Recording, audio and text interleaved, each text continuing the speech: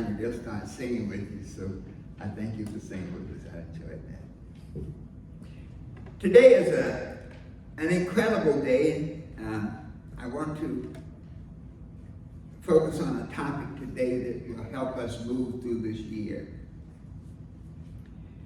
That this is June 1st, the first Sunday of the 6th month. Can you believe it?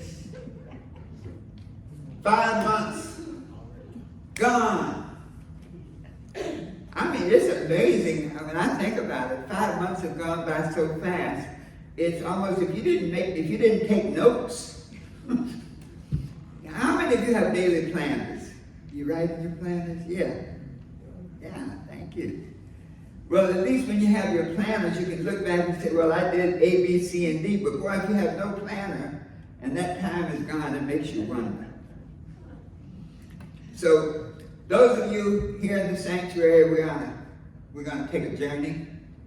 Those of you online, just buckle up because we're gonna fly together today. Our topic is one that I love. It's time for a mid-course correction.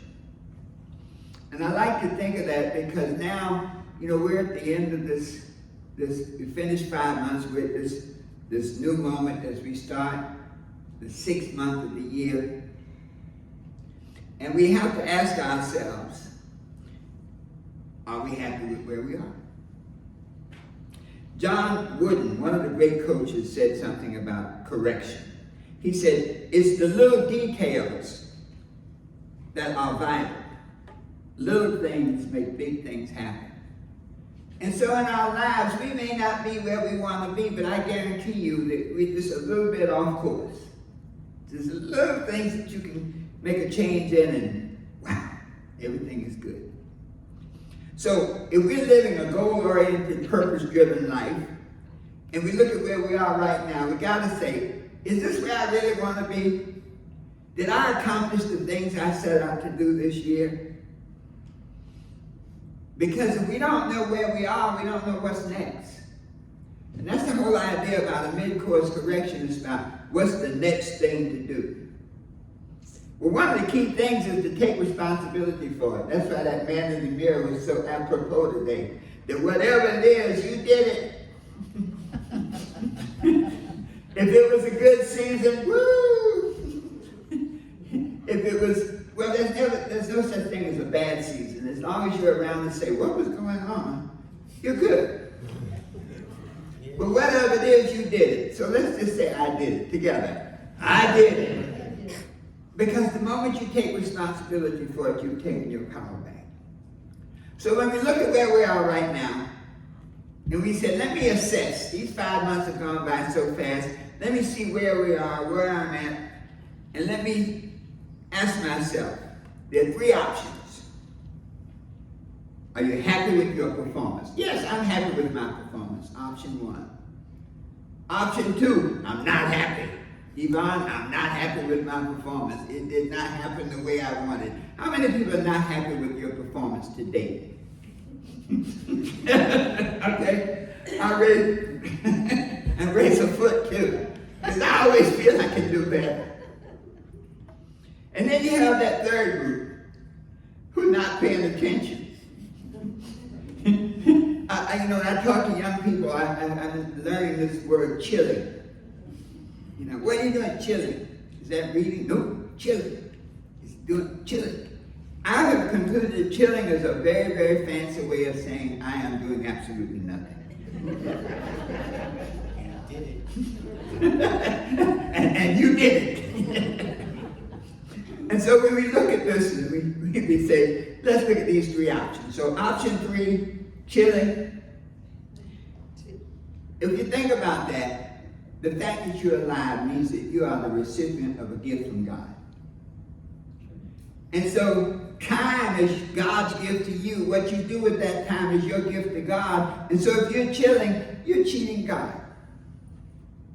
The parable of the talents.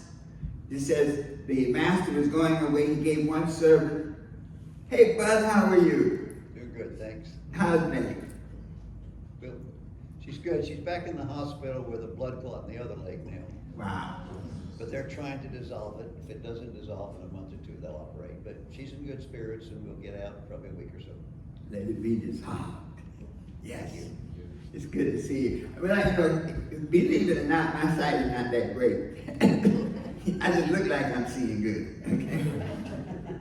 But in the parable of the talents, the master gave one servant 5 talents, and the talent is something of value. And he said, take it and work these talents while I'm away and report when I come back. He gave another servant 2 talents, told him the same thing. Work those talents and I'll report when I come back. And then the other servant gave 1 talent. And he said, work this talent and report. Well, when the master came back, the one with 5 talents had 10. The one with 2 talents had 4, but the one with 1 talent, he said, Master, I only have the 1 talent you gave me. You're a hard master and I didn't want to lose it. In other words, he was operating in fear of loss. And so God has given us this time, and it's our commitment to use this time to honor ourselves and our God. So that when we look at the man in the mirror, we can say, job well done. Now the first group, those of us who are achieving our goals, we go from victory to victory. We set achievements, it gets done. We start out on a project, it's successful. If you're having that much success, you're not working hard enough.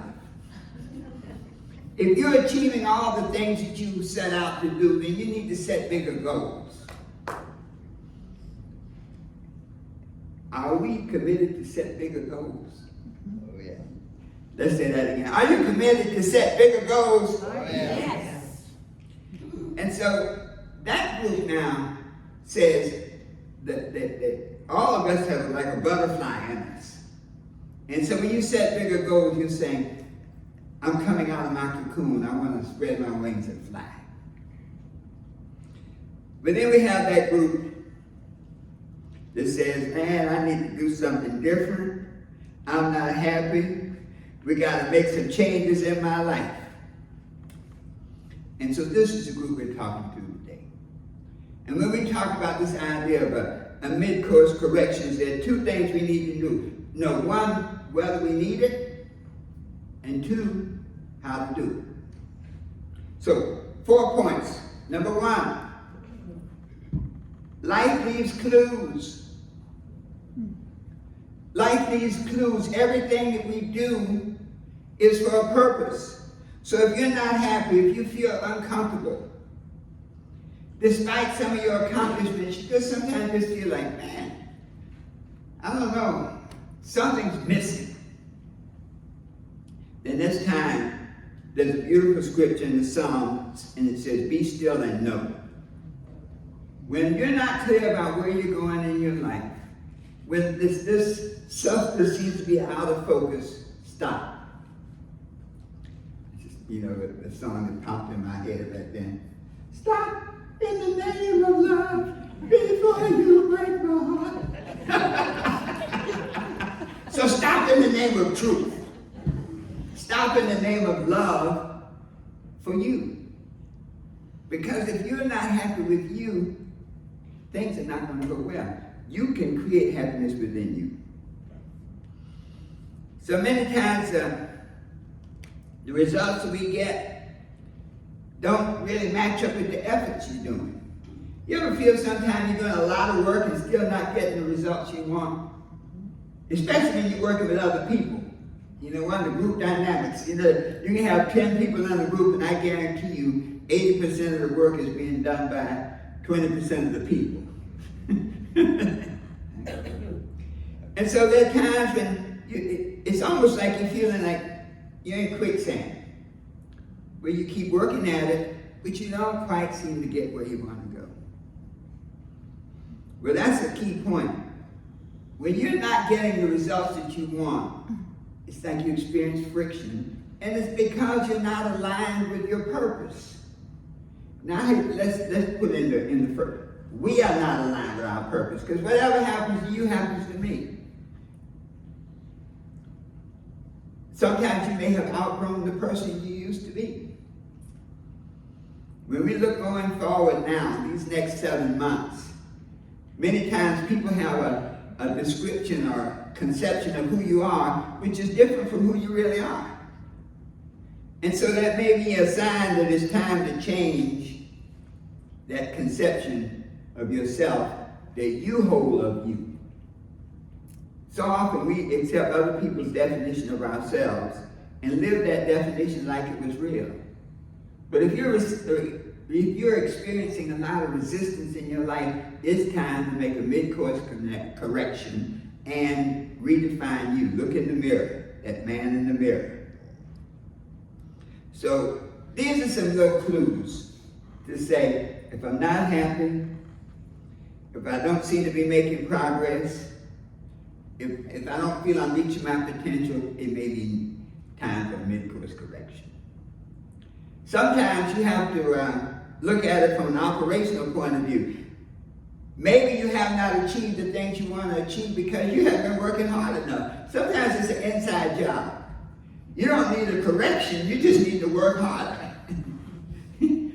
Sometimes you're just not doing all that you can do to make it happen. Sometimes you're just out of cycle. I always talk about plants and flowers. We planted tomatoes and cucumbers last week. You ever notice that tomatoes don't taste like they used to? Yes. And they're the hardest things. I mean, when we grow tomatoes, they're soft and they're juicy. I think all these tomatoes are grown in some country somewhere else, and I guess you have to pick them while they're raw. So that by the time you get them, they never get the benefit of the sun to get sweet inside. So we plant our own tomatoes. But if my expectation is we plant them today and eat tomorrow, that's not happening. So sometimes we may be operating where we have unreasonable expectations. Everything has a season. So maybe we just don't need a mid-course correction. We just need to understand the seasons a little bit better. And then finally, the biggie. If you keep bumping your head against the wall, it may be that you're doing something that you do not love doing. That's a biggie. Many times we spend a life doing stuff we hate to do. And so, if this is where you are right now, it's time for a mid-course correction. Let's say that together. It's time for a mid-course correction. So point one, that life needs clues and pay attention. Point two is that you're only one decision away from change. One of my good friends now is writing. He's a writer and a producer out in Hollywood, and one of my clients, my coaching clients from long ago. And he had such great success, I was kind of taking credit for it. Yeah, man, I coached him. yeah, it was worth every dollar, wasn't it? That's really what I wanted to say. But I asked him, I said, well, what's that one thing that really made the difference? And I was kind of thinking he's going to say, you did, Doc. He said something very simple. He said, I stopped drinking and messing around with drugs. He said, that was it. He said, I had talent already. I had all this experience, but I kept messing around, drinking and messing around with drugs. He said, the moment I stopped that, he said, the beauty is I only had to do it one day at a time. He said, so that's been the secret. That every day I do what I have to do to not drink and not mess with drugs. And the rest has been a piece of cake. So, one decision away. The butterfly effect. You never know. The butterfly effect says that a butterfly flapping his wings in Iowa might create a hurricane in Japan. And this is just saying that each and every one of you here is just that one little thing. And you know what it is. That one little thing that if you change it, it will make all the difference. The third key about a mid-course correction is you got to be clear about where you're going.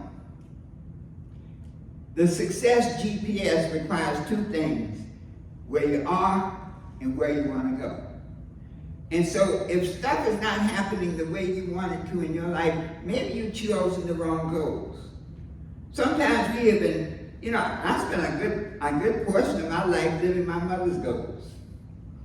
Anybody else have that? I'm not the only one. Yeah. I spent a lot, and one day I realized that